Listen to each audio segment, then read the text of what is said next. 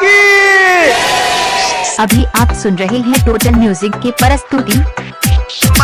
DJ मिठू, DJ मिठू।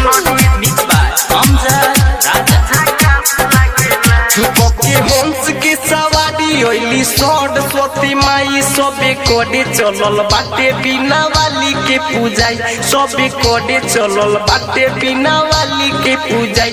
जब सहजेली मैया तो बड़ी भावेला, 52 गज के लाल चुनरी झकास लागेला, 52 गज के लाल चुनरी झकास लागेला।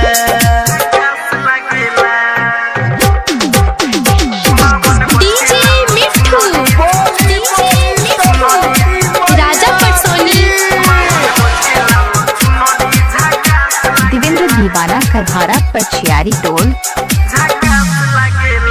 हऊ सूर्य के रचैया सुनी सरस्वती मैया, हमरो के बना दीना खेसारी जस गवैया।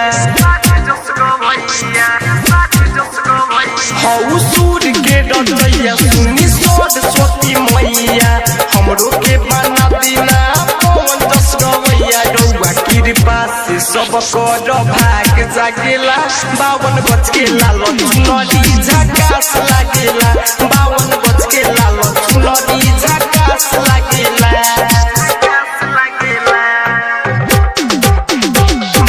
डीजे मिठू, डीजे मिठू। राजा परसोनी। देवेंद्र दीवाना करहारा पछियारी टोल। तोहर चमकेला मूरत बड़ी लागे खूब सूरत, कहता ऋतिक माई तोहरे बजरूरत।